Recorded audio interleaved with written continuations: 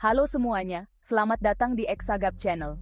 Di dunia yang selalu minta kita buat jadi lebih baik, ngelakuin lebih banyak hal, dan ngejar lebih banyak target, Mark Manson datang dengan pendekatan yang beda banget di buku The Subtle Art of Not Giving a Fuck. Manson, seorang blogger dan penulis terkenal, nggak setuju sama anggapan umum kalau kunci bahagia itu cuma bisa dapetin dari berpikir positif terus-terusan. Malahan, dia bilang kalau kita harus belajar untuk bodo amat, tapi dengan cara yang tepat dan pintar. Buku ini bukan ngajarin kita buat jadi orang yang masa bodoh atau nggak peduli sama sekali. Malahan, buku ini adalah panduan buat milih hal-hal yang berharga buat kita. Ngelepasin hal-hal yang nggak penting, dan fokus sama hal-hal yang bener-bener berarti buat kita. Manson bilang kalau kita pinter-pinter milih masalah dan ngelepasin keinginan buat peduli sama semua hal, kita bisa hidup lebih apa adanya, puas, dan akhirnya lebih bahagia. Lewat cerita-cerita pribadi, humor yang cerdas, dan pandangan yang didukung penelitian, Manson nunjukin alasan yang kuat untuk nerima seni bodo amat yang halus ini.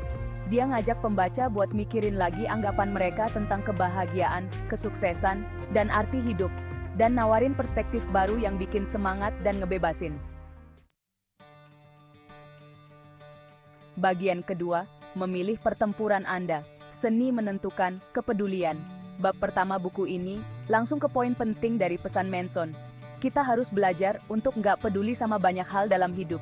Ini bukan berarti jadi orang yang masa bodoh atau nggak peduli, tapi lebih tentang lebih pinter milih apa yang boleh memengaruhi kita. Manson bilang kalau kita punya batasan untuk peduli dan kita harus pakainya dengan bijak. Dia ngejelasin poin ini dengan cerita tentang Charles Bukowski, seorang penyair dan novelis yang terkenal karena gaya hidupnya yang beda dan tulisannya yang blak-blakan.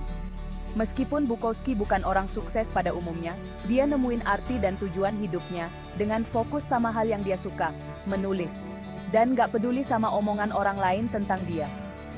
Manson bilang kalau kita semua punya Bukowski dalam diri kita, keinginan, nilai, dan keyakinan unik yang membentuk jati diri kita.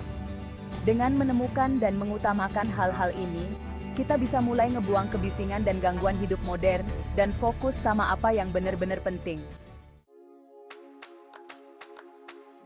Bagian ketiga, kebahagiaan melalui masalah, sebuah perspektif yang tidak konvensional. Di bab kedua, Manson nggak setuju sama anggapan kalau kebahagiaan itu berarti hidup tanpa masalah.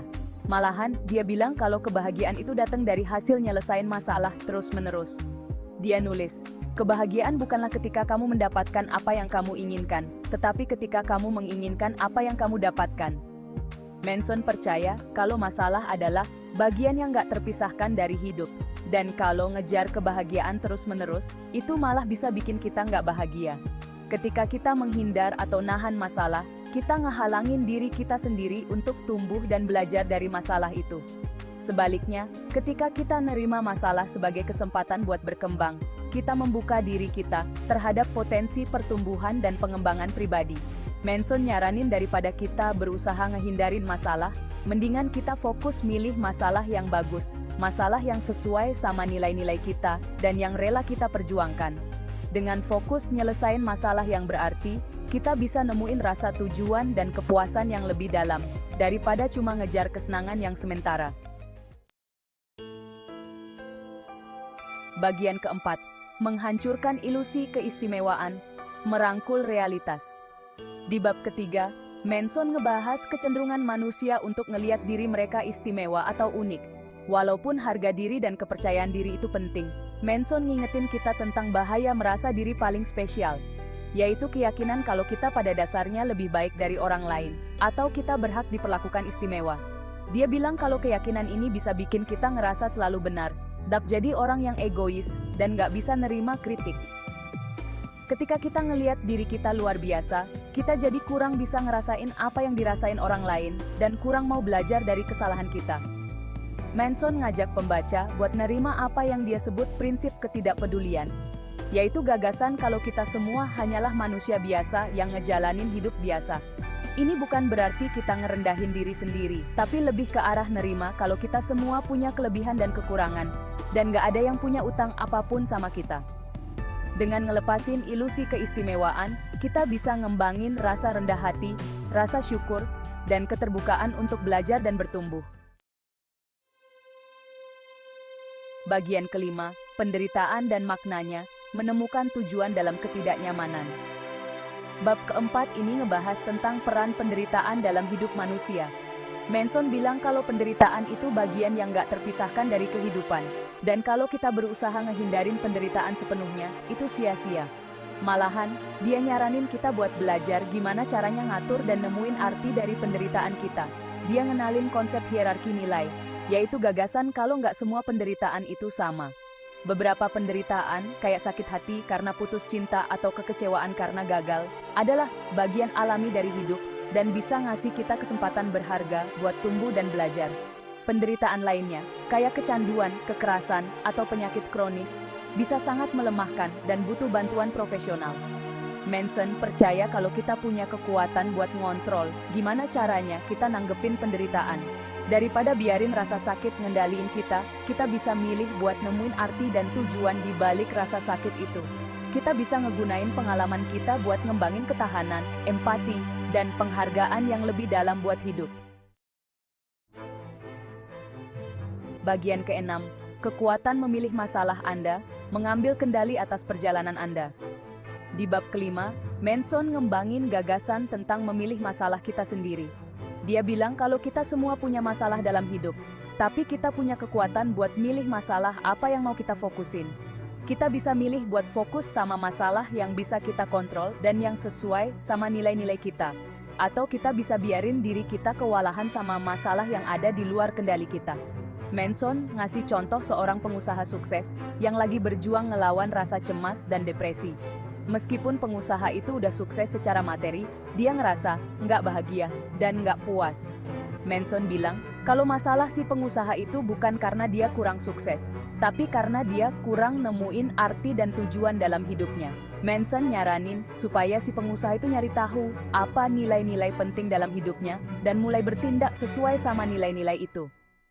Dengan fokus buat membangun bisnis yang berarti atau ngasih kontribusi positif buat masyarakat, si pengusaha itu bisa nemuin rasa tujuan dan kepuasan yang lebih besar dari sekadar kesuksesan materi.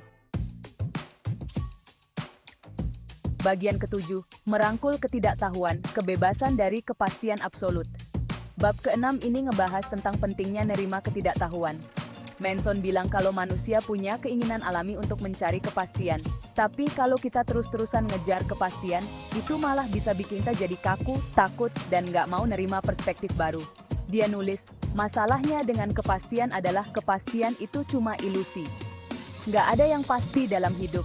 Dan kalau kita berusaha maksa supaya semuanya pasti di dunia yang nggak pasti ini, yang ada kita cuma bakal ngerasain frustrasi dan kekecewaan. Manson ngajak para pembaca buat nerima ketidaktahuan sebagai bagian alami dari hidup.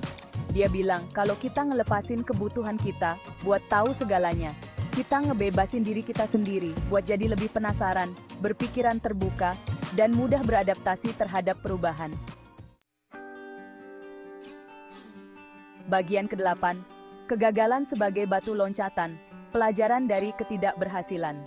Di bab ke-7, Manson ngebahas tentang peran kegagalan dalam pertumbuhan dan kesuksesan pribadi. Dia nggak setuju sama anggapan kalau kegagalan itu adalah sesuatu yang harus dihindari dengan cara apapun. Karena dia berpendapat kalau kegagalan adalah bagian penting dari proses belajar. Dia nulis, kegagalan bukanlah lawan dari kesuksesan, tapi batu loncatan menuju kesuksesan. Ya, setiap kali kita gagal, kita belajar sesuatu yang berharga yang bisa kita pakai buat ningkatin usaha kita di masa depan. Manson ngajak para pembaca buat nerima kegagalan sebagai kesempatan buat belajar dan bertumbuh. Dia nyaranin supaya kita menganalisis kegagalan kita, nyari tahu apa yang salah, dan terus ngegunain pengetahuan itu buat ngelakuin penyesuaian dalam pendekatan kita. Dengan punya pola pikir yang selalu mau berkembang, kita bisa ngubah kegagalan jadi kesempatan berharga buat memperbaiki diri. Bagian ke-9, kekuatan tidak, menetapkan batasan dan menemukan kebebasan. Bab ke-8 ini ngebahas tentang pentingnya bilang enggak. Manson bilang kalau banyak orang yang ngerasa susah buat nolak permintaan atau kesempatan, meskipun hal itu bertentangan sama nilai-nilai atau tujuan mereka. Rasa takut akan konflik, keinginan buat nyenengin orang lain, atau keyakinan kalau kita harus selalu bilang iya, bisa bikin kita ngerasa kewalahan, stres, dan gak puas. Manson nulis, Seni mengatakan tidak adalah seni menetapkan batasan.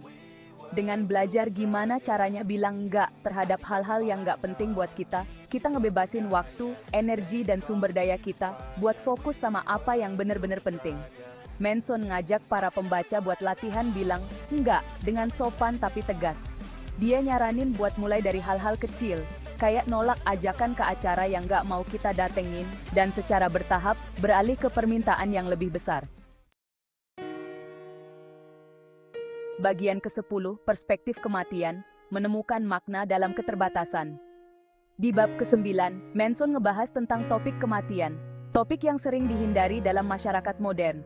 Daripada ngehindarin kenyataan kematian, Manson bilang kalau kita harus nerima kematian sebagai bagian alami dari hidup. Dia nulis, kematian adalah satu-satunya hal yang memberi makna bagi kehidupan. Kesadaran tentang kematian kita sendiri bisa bantuin kita nentuin prioritas nilai-nilai kita, ngehargain setiap momen, dan ngejalanin hidup dengan rasa urgensi dan tujuan. Manson ngajak para pembaca buat mikirin tentang kematian mereka sendiri, bukan dengan cara yang menyeramkan atau bikin depresi, tapi dengan cara yang memberdayakan dan membebaskan. Dengan nerima kematian kita sendiri, kita bisa ngelepasin rasa takut dan cemas yang seringkali ngehalangin kita buat ngejalanin hidup sepenuhnya. Bagian ke-11, seni hidup, menerapkan bodo amat dengan bijak. Di bab penutup, Manson ngerangkum pesan-pesan utama dari bukunya, dan ngasih panduan praktis tentang gimana caranya nerapin seni bodo amat dalam kehidupan sehari-hari. Dia nekenin, kalau bodo amat itu bukan berarti jadi orang yang apatis atau nggak peduli, tapi tentang gimana caranya milih masalah kita dengan bijak dan fokus sama apa yang benar-benar penting. Manson ngajak para pembaca buat nemuin apa nilai-nilai inti mereka, ngelepasin kebutuhan mereka akan kepastian, nerima kegagalan sebagai kesempatan buat belajar, dan bilang nggak terhadap hal-hal yang nggak sesuai sama tujuan mereka. Dia juga nekenin pentingnya nerima ketidaknyamanan, nemuin arti dalam penderitaan, dan ngejalanin hidup dengan rasa tujuan. The Subtle Art of Not Giving a Fuck adalah ajakan buat bertindak bagi siapapun yang ngerasa kewalahan sama tekanan dan tuntutan hidup modern. Buku ini ngingetin kita kalau nggak apa-apa buat nggak peduli sama semua hal, dan kalau kita pinter-pinter milih masalah, kita bisa ngejalanin hidup yang lebih apa adanya, memuaskan, dan akhirnya lebih bahagia. Demikian pembahasan tentang seni bersikap bodo amat karya Mark Manson. Terima kasih sudah menonton.